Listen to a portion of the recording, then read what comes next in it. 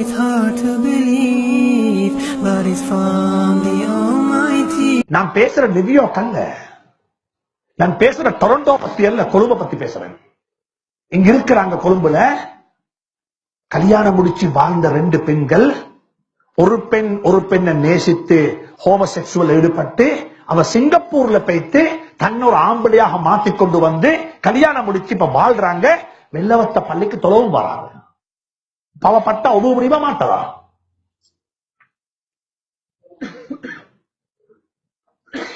இது நீங்க நினைச்சவான முஃப்தி சாப் பேசுறது எங்க? இது நியூயார்க்ல சொல்லி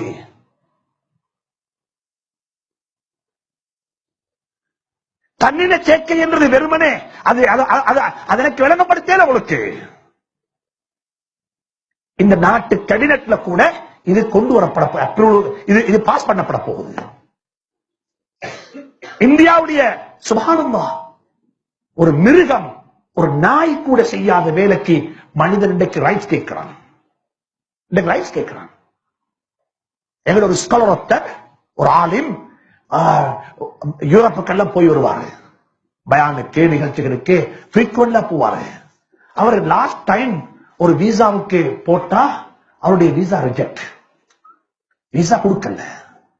என்னத்துக்கு காரணம்? விசா ரிஜெக்ட் ஆனதுக்கு காரணம் ஏன் இவர் ரிஜெக்ட் பண்ணிட்டாரு என்று சொல்லி இவங்க கேட்கிறா. இவர் எம்பசில கேட்டா எம்பசில எந்த காரணமும் இல்ல, என்ன எங்களுக்கு சாட்டிஸ்ஃபை இல்ல. இவங்க இதை தூக்கி போட்டாங்க கேஸ் லாயர் மூலமா அங்க இருக்கிற ஹோம் மினிஸ்ட்ரிக்கு இவருடைய விசா ஏன் ரிஜெக்ட் ஆகிக்குன்னு சொல்லி. அங்க என்ன தெரியுமா போட்டிக்குது? விசா ரிஜெக்டுக்கு காரணம் இவருடைய ப்ரீவியஸ் விசிட்ல எங்க நாட்டுல வந்து இவர் ஹோமோசெக்சுவல் அட்டாக் பண்ணி பேசிக்கிறாரு. எங்க நாட்டுல பை லோ இது கூடும். இதை எப்படி உங்களுக்கு அட்டாக் பண்ணி பேசணும்?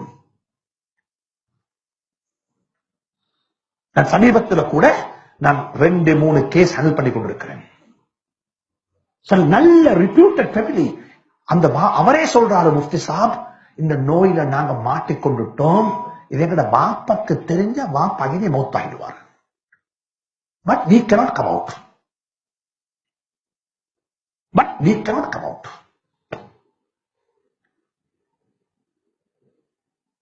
ஏண்ட மவண்ட ஃப்ரெண்ட்ஸ் நல்ல பிள்ளைகள் தானே, கூட்டாளி மாறாக வச்சுக்கோங்க. அவங்களோட வீட்டுல போயிட்டு இவங்களோட வீட்டுல போயிட்டு ராவு தரிக்கிறது, இங்க ராவைக்கு நிக்கிறது, அங்க போயிட்டு படுக்கிறது. சுப்ஹானல்லாஹ். Project work. என்ன ஒர்க்? Project work. என்னங்க ப்ரொஜெக்ட் ஒர்க் இருக்குது? Please be careful. நான் பொதுவாக சொல்றேன், நான் ஏன் ஸ்டேட்மெண்ட் சொல்றேன். நான் இது யாருக்கும் ஹராம் உண்டோ கூடாதுண்டோ பத்துவா கொடுக்கல. நான் பிள்ளைகள் மதரசாக்கள்ல போய்த்து ஹாஸ்டல்ல தங்கறத கூட நான் விரும்பல. நான் ஹாஸ்டல்ல தான் படிச்சேன், என் வாப்பா ஹாஸ்டல்ல தான் படிச்சாரு, என் அப்பா ஹாஸ்டல்ல தங்கி இருந்தார். அது விஷயம் வேற, அந்த காலம் வேற. இப்ப மதரசா தாராளம் இருக்குது. கொழும்புக்கு 25 மதரசா இருக்குது. மாஷா அல்லாஹ். 23 ஸ்கூல் கொழும்பு டிஸ்ட்ரிக்ட்ல. இந்த கொழும்பு டிஸ்ட்ரிக்ட் 25 முஸ்லிம் ஸ்கூல் இருக்குது. ஆனால் கொழும்பு முனிசிபல் ஏரியாவுக்கு 28 மதரசா இருக்குது. பிள்ளைகளுக்கு காலையில போயிட்டு என்ன செய்யலாம்? ஓதிட்டு வரையணும். மௌலானா ஃபாசிலுக்கு அல்லாஹ் ரஹ்மத் செய்யட்டும். அந்த கான்செப்ட் உருவாக்கினாரு.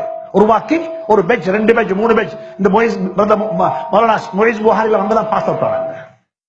இதே பாசிபிள். இது உருவாக்கும் போது இலங்கையில் உள்ள ஒவ்வொரு மதரசாவில் இந்த கான்செப்ட் நாங்க ஹாஸ்டல் வைக்கிறது இல்ல, உள்ள ஓதிட்டு போகட்டும். இன்றைக்கு எனக்கு ஆச்சரியம், 5 வயசு 5ஆம் ஆண்டு படிக்கிற பிள்ளைக்கு எத்தனை வயசு இருக்கும்? எத்தனை வயசு? 11 இயர்ஸ் 10 இயர்ஸ். அந்த புள்ளே மதரசால வாப்பா. அவனுக்கு தொழுகையே கடமை இல்ல. அவனை குர்ஆன் ஓதட்டு அடிக்கணுமா? தஹஜ்ஜுதுக்கு எழுப்பாட்டேனுமா? இத நான் யாரையும் கிரிட்டிசைஸ் பண்ற நோக்கத்துல சொல்ல இல்ல.